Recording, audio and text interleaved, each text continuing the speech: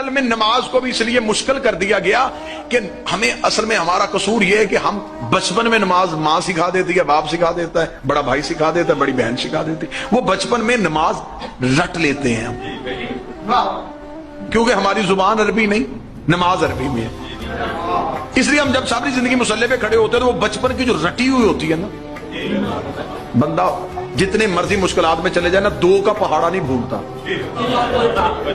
جس نے بچپن میں یاد، کیونکہ بچپن کی حفظ کی ہوئی چیزیں ہمیشہ یاد رہتی ہیں۔ نماز ہمیں بچپن میں یاد کروا دی، مصلی پہ کھڑے ہوتے ہیں، اب زبان نماز پڑھ رہی ہوتی ہے، دماغ کہیں اور چلا جاتا ہے۔ میں غلط کہوں تو مجھے روک دیجئے گا، میں ٹھیک کہہ رہا ہوں؟ زبان وہ جو رٹی ہوئی ہے وہ زبان جلدی جلدی پڑھی جا رہی ہے، اور دماغ کو پتہ ہی نہیں کہ زبان کیا کہہ رہی ہے۔ دماغ کدھر پہنچا ہوا ہے؟ دکان، مال، فلاں بندے کے کام کی طرف۔ یہ سب کچھ کیوں ہوا؟ یہ سب کچھ اس لیے ہوا کہ دماغ اور زبان ایک جگہ پہ اکٹھے نہیں ہو سکے، لہذا کوشش کی جائے کہ بچوں کو مانوی نماز یاد کروائی جائے، تاکہ بچے کو پتہ تو چلے کہ میں اللہ سے گفتگو کیا کر رہا ہوں۔ چلے میں اس کو 2 یا 3 منٹ میں آپ کو دوں گا، میں آسان کر دیتا ہوں تاکہ کم از کم بچوں تک یہ بات پہنچ جائے۔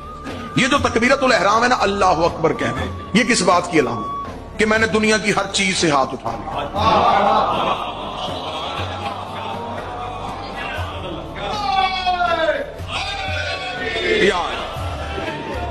دنیا کی ہر چیز سے ہاتھ اٹھا، ہینڈز اپ، گرفتاری دے دی۔ مجرم آج بھی گرفتاری دے تو ایسا ہی دیتا ہے، میرے اللہ میں تیرا مجرم ہوں، تو نے مجھے بڑا ڈھونڈا، میں نے ملا، تو نے میرے مسجدوں میں اعلان کروائے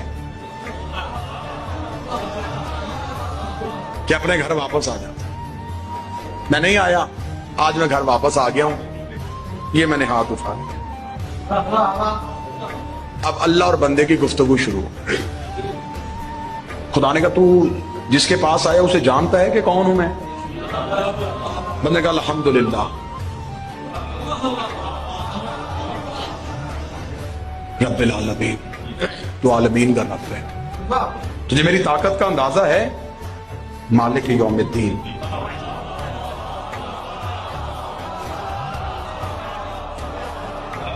تو دین کے دن کا مالک ہے۔ آسان اتنی کروں گا کہ بچے تجسس کے ساتھ اور عشق کے ساتھ نماز پڑھیں۔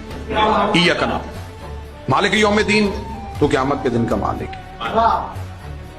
اچھا چل آ گیا میرے گھر، کھڑا بھی ہو گیا میری بارگاہ میں، بات بھی شروع ہو ہی گئی ہے، چاہتا کیا ہے؟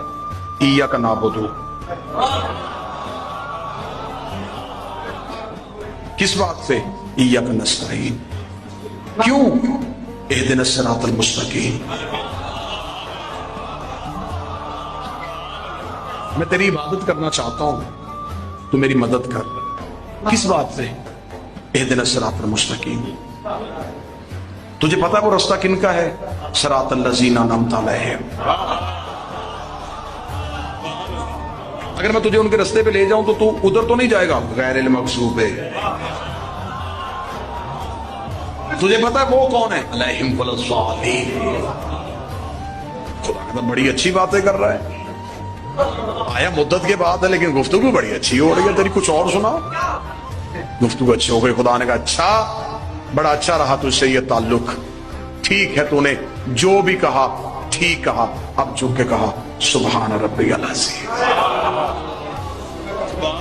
چل کہہ جو دیا کہ میں نے معاف کر دیا ہے، اب دوبارہ مجھے چھوڑ کے نہ جانا، اب سر سجدے میں رکھا سبحان ربی الاعلی۔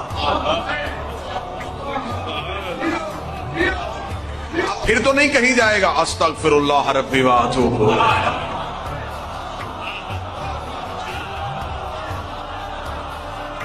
دوبارہ اٹھ کے کھڑا مجھ سے گفتگو کر، پھر یہی دہرانا، ذرا کیا کہا تو نے مجھ سے، پھر دوبارہ وہی باتیں شروع ہو گئی۔ خدا نے کہا تھک گیا ہے بیٹھ جا، الحمدللہ۔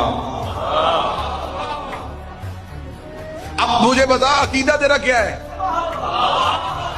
مجھے چھوڑے گا دنیا، مجھے نہیں پتا میں تنہا رہ جاؤں گا یا کوئی میرے ساتھ چلے گا، وہ خدا نے کہا بتا تو صحیح عقیدہ کیا ہے؟ اشہد ان لا الہ الا اللہ، میرا عقیدہ یہ ہے تو ہے، تو مجھے آج تک ملا ہی نہیں، تجھے کیسے پتا کہ میں اللہ ہوں؟ اشہد ان محمد رسول اللہ، مجھے اس نے بتایا ہے کہ تو ہے، تجھے کس نے بتایا کہ وہ ہے؟ علی ولی